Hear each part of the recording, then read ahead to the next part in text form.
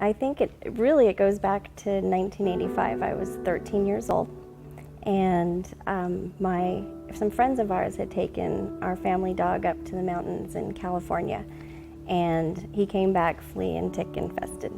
And so I was playing with the dog, and I got bit, not just by a tick, but I got bit by fleas all over. And I didn't know anything about Lyme disease at the time.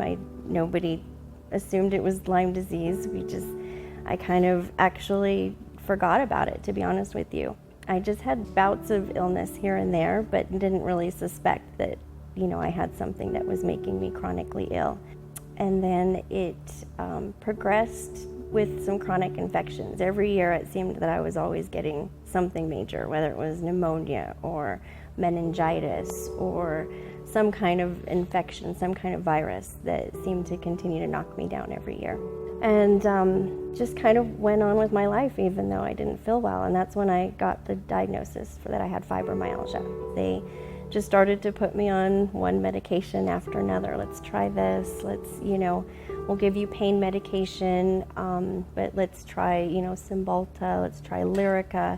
And so we went that route where I was just going back to the doctor every month and trying to figure out what my next prescription was. And, it got to the point where after several years I was on upward of close to 15 different medications.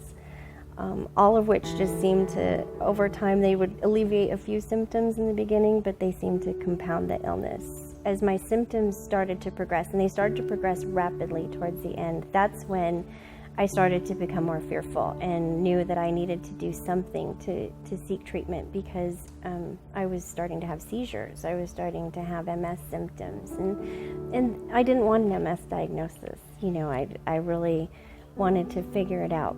I came upon a webinar by Dr. Dino Prato, who had opened Envita medical centers. And as I was watching the webinar, it came up a list of symptoms associated with Lyme disease. And I remember pausing the webinar and looking at this list of symptoms and thinking back in my life over the past 20 years and just thinking, I've had 90% of these symptoms, which included hair loss, memory loss, just the gamut, and some things that were unusual, that didn't make sense or seem to relate to each other until that moment.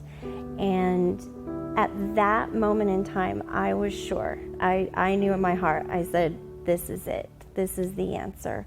And with the extensive testing that they did, they basically could tell me all the pathogens that, and germs that I had and different viruses that I'd been exposed to over the years. And I was excited to get a Lyme diagnosis, to be honest with you.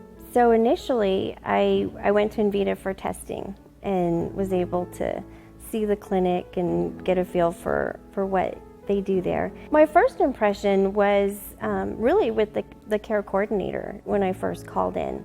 And he was so supportive and informative and he's like, I'm not going to tell you a bunch of things that you want to hear. This is what it is. This is how much it costs. This is what we do. But he offered me hope.